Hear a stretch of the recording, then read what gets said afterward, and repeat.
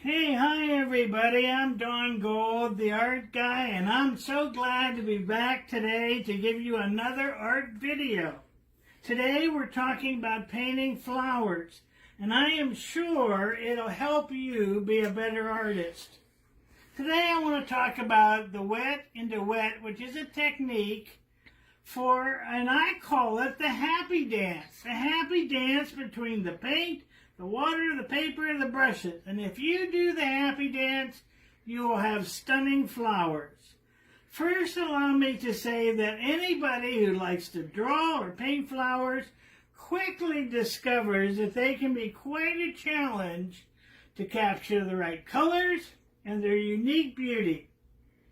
To be successful at flower painting, you have to begin with the basics: the right shape, the right texture, and the right color mixture. But do you know what? I go a step further and I try to achieve the intangible qualities of a flower, like capturing the freshness of a flower or painting the fragile, soft, delicate petals. I know what you're thinking. Come on, Mr. Gold, are you pulling our leg? How can you paint freshness? Well, come look at the poster. This particular flower has water beads on it and droplets of water.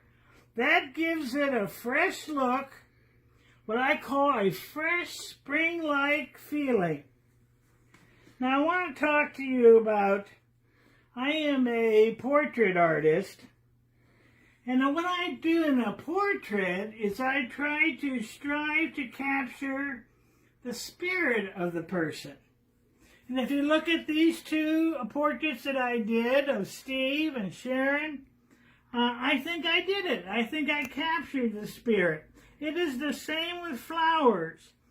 What I want you to do, try to hone in on the spirit of the flower. Like this one here might be elegant, or this one is fragile, and that one's happy. Watercolors are a perfect choice for rendering the beauty of flowers and their vivid, delicate colors. Note this: watercolor flower painting takes practice, but you can master it if you stick to it and you follow my suggestions. You know, the flowers themselves are not always easy to portray because of the intricate shapes, which can be confusing until you learn to break them down into the simplest forms. Most flower heads can be broken down into one of 9 basic shapes. Here, let's look at the poster. We have the bell, the trumpet. You know, everybody loves the daffodils. The multi-head are particularly difficult to paint, but you can do it. The cup and bowl, tulips are good, spike, the star. Everybody loves the rays, daisies and sunflowers, the pom-poms. And then the iris is particularly delicate and elegant. Once you master the heads of the flower, don't forget the leaves. The leaves have such unique shapes and colors. The leaf shapes are so important that if you get the wrong shape with the wrong flower, then your painting will lack integrity. And don't forget the shadows.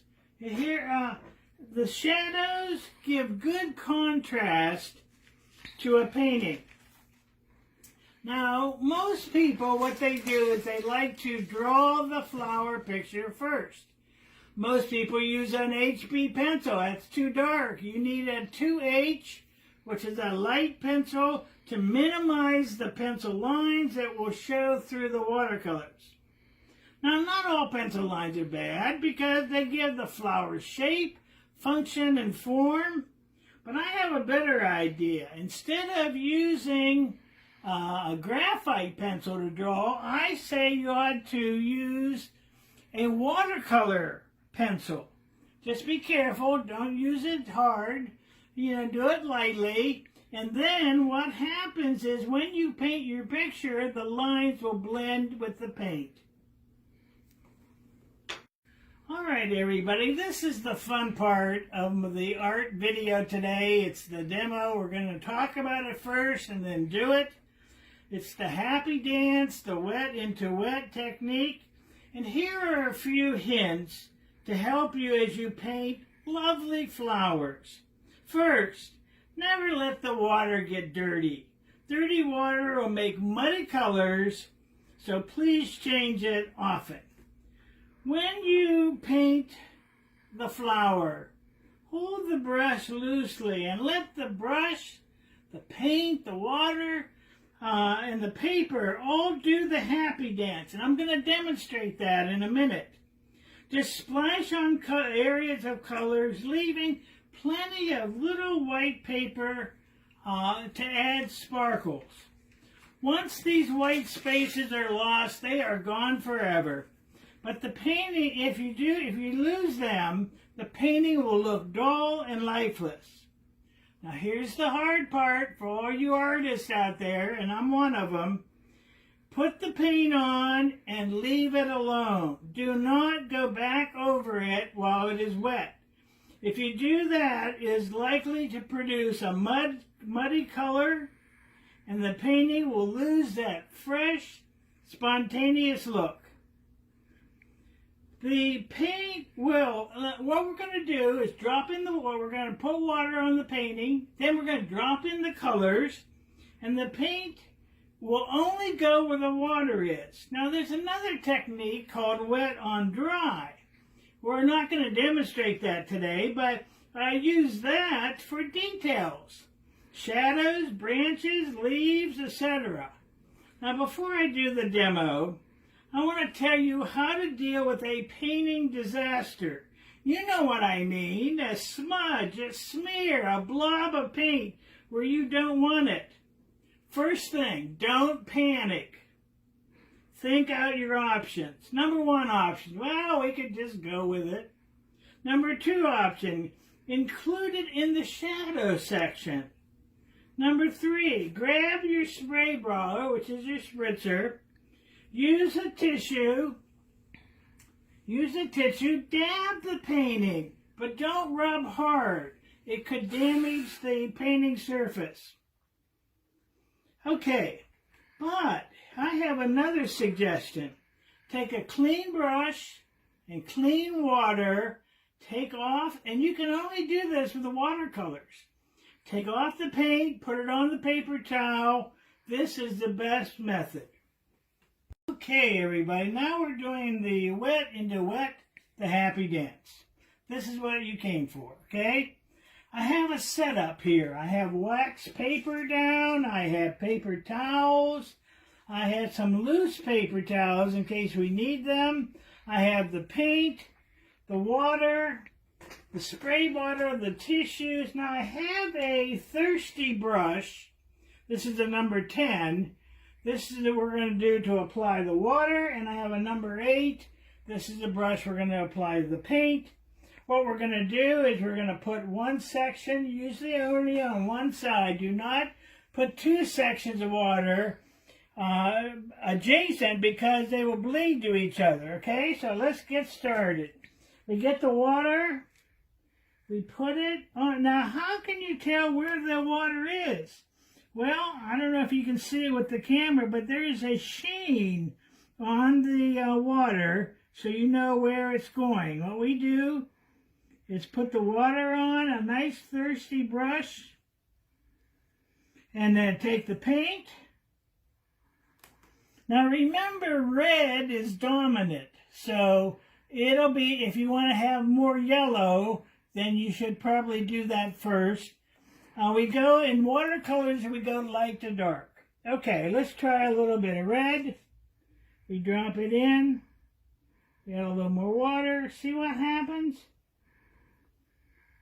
Let it be the happy dance, okay?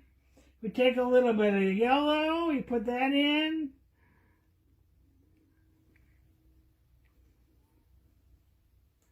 Now, there are infinite number of combinations. You can see here, now remember I left some white space in there. So we have a little bit of orange. Orange, both orange and red are dominant.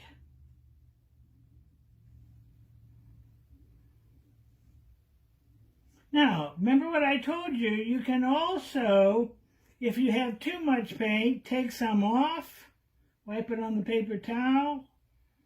That's the beauty of watercolors. I have my paint here. This is orange and red and lemon yellow. And what we're going to do is we're going to, well, let's do one more real quick, since we got the water. Try some yellow here. Remember, there's so many combinations. A little bit of red.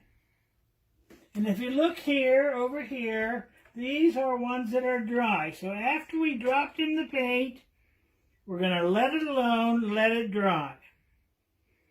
You can see how the combination of colors and how delicate it looks.